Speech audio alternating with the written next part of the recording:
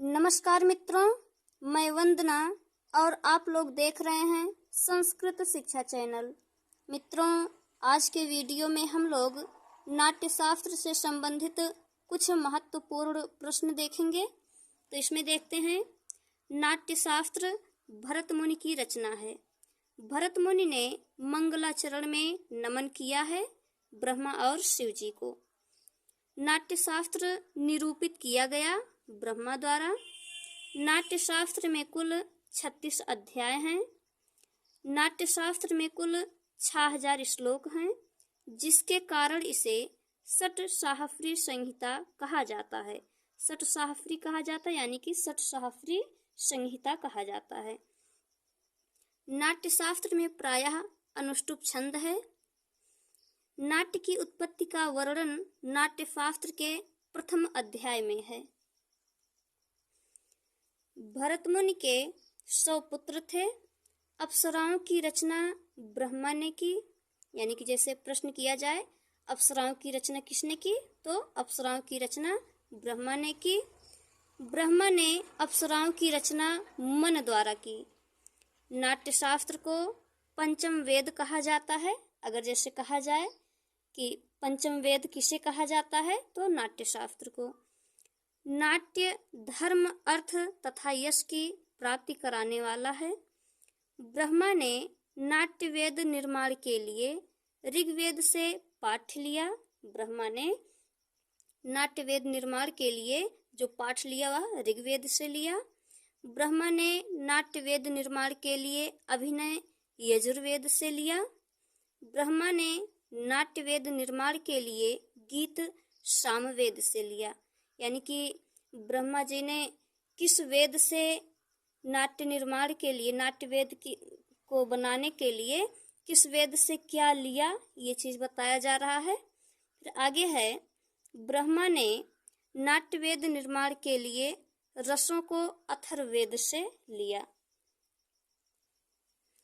नाट्याचार्य के प्राथमिक कर्तव्य का वर्णन द्वितीय अध्याय में है। अगर कहा जाए नाट्याचार्य के प्राथमिक कर्तव्य का वर्णन किस अध्याय में है, तो द्वितीय अध्याय में। देवताओं की पूजा एवं स्तुति का वर्णन द्वितीय अध्याय में है। आगे देखते हैं,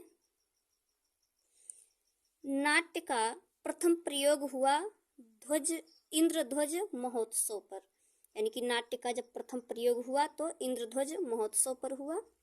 नाट्यशाला का निर्माण विश्वकर्मा ने किया। अगर कहा जाए नाट्यशाला का निर्माण किसने किया, तो विश्वकर्मा ने किया। नाट्य विद्या अपरा है, यानी कि नाट्य विद्या जो है अपरा विद्या है। नाट्य में नायक की रक्षा इंद्र तथा नायिका की रक्षा सरस्वती करती हैं। नाट्य में विदूषक की रक्षा ओंकार करते हैं तथा अन्य पात्रों की रक्षा शिव जी करते हैं। भरत मुनि का समय 400 से 600 ईसा पूर्व माना जाता है। भरत मुनि का समय जो है 400 से 600 ईसा पूर्व माना जाता है। आगे देखते हैं, भरतवंश नटवंश कहलाता है, यानी कि भरतवंश जो है नटवंश है। नाट्यशास्त्र में जिन विषयों का उपदेश है उनका समन्वित सूत्र है भा-रा-त। भरत मंत्र में भा का विषय भाव, रा का विषय रस या राग तथा ता का विषय ताल है।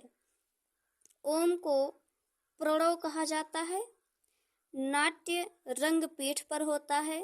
अगर कहा जाए कि नाट्य यानी कि अभिनय कहाँ किया जाता है, कहाँ पर होता है, तो रंगपीठ पर होता है। नाट्यशास्त्र के 2 मुख्य संस्करण काशी और बड़ौदा है। नाट्य के 2 मुख्य संस्करण कौन कौन है, तो काशी और बड़ौदा। आगे देखते हैं, नाट्यशास्त्र के प्रथम अध्याय में 124 कारिकाएं हैं। द्वितीय अध्याय में 99 कारिकाएं हैं तथा छठे अध्याय में 76 कारिकाएं हैं। आगे देखते हैं, 5वां वेद बनाने का अनुरोध ब्रह्मा से इंद्र ने किया। अगर कहा जाए कि 5वां वेद बनाने का अनुरोध किसने किससे किया? तो इंद्र ने ब्रह्मा से किया। ब्रह्मा ने नाट्य वेद का प्रयोग करने के लिए भरत मुनि को कहा। भरत मुनि ने नाट्य वेद का श्रवण सर्वप्रथम ब्रह्मदेव के मुख से किया। ब्रह्मदेव के श्री मुख से नाट्य वेद का श्रवण करके भरत मुनि ने इसे अपने पुत्रों को पढ़ाया। नाट्य वेद प्रयोग की विधि भरत मुनि ने अपने पुत्रों को सिखाई। अगर कहा जाए कि नाट्य वेद के प्रयोग की विधि भरत मुनि ने किसे सिखाई? तो अपने पुत्रों को सिखाई। आगे है, भरत मुनि ने भारती, सात्वती और आर्भटी वृत्तियों को अपनाया। अगर कहा जाए भरत मुनि ने किन वृत्तियों को अपनाया? तो भारती, सात्वती, आर्भटी। आगे है, ब्रह्मा जी ने भरत मुनि को कैसिकी वृत्ति के प्रयोग की आज्ञा दी। अगर कहा जाए, प्रश्न आए, ब्रह्मा जी ने भरत मुनि को किस वृत्ति को प्रयोग करने की आज्ञा दी? तो कैसिकी वृत्ति। कैसिकी वृत्ति में श्रृंगार रस होता है। कैसिकी वृत्ति में श्रृंगार रस होता है। शिव जी ने पार्वती जी के साथ कैसिकी वृत्ति का प्रयोग किया था। अगर कहा जाए कि शिव जी ने पार्वती जी के साथ किस वृत्ति का प्रयोग किया? तो कैसिकी वृत्ति। और कैसिकी वृत्ति में कौन सा रस होता है? तो श्रृंगार रस होता है। आगे देखते हैं, नाट्यालंकार में अप्सराएं चतुर थीं। स्वाति को भरत मुनि ने वाद्य वृंद में नियुक्त किया। नारद आदि गंधर्वों को भरत मुनि ने गान में लगा दिया। ब्रह्मा ने अप्सराओं को प्रयोग हेतु भरत मुनि को दिया। ध्वज माह में भरत मुनि ने नांदी का प्रयोग किया। ध्वज माह यानी कि ध्वज महोत्सव। देवताओं का प्रिय है नांदी। देवताओं को नांदी अधिक प्रिय है, इसलिए ध्वज माह में भरत मुनि ने नांदी का प्रयोग किया। आगे देखते हैं, अभिनय प्रस्तुति में दिखाया गया दैत्यों पर देवों की जीत। जैसे कहा जाए नाट्य शास्त्र में जो अभिनय किया गया उसमें क्या दिखाया गया? तो दैत्यों पर देवों की जीत। भरत मुनि के पुत्रों को नाट्य प्रयोग में आवश्यक उपकरण ब्रह्मा आदि देवों ने दिया। इसमें इंद्र ने शुभ ध्वज प्रदान किया। शुभ ध्वज का प्रयोग ध्वज माह में किया गया। ब्रह्मा ने कमंडल, वरुण ने भृंगारक, सूर्य ने छत्र, शिव ने सिद्धि, वायु ने पंखा या व्यजन प्रदान किया। तो नाट्यशास्त्र में जो अभिनय किया गया उसमें किस देव ने क्या प्रदान किया वो चीज़ यहाँ पर बताया गया है। तो इस तरह से हम लोगों ने नाट्यशास्त्र से संबंधित कुछ महत्वपूर्ण प्रश्नों को देखा। तो आशा है वीडियो आप लोगों को पसंद आई होगी। तो वीडियो आप लोगों को कैसी लगी कमेंट बॉक्स में अवश्य कहिए।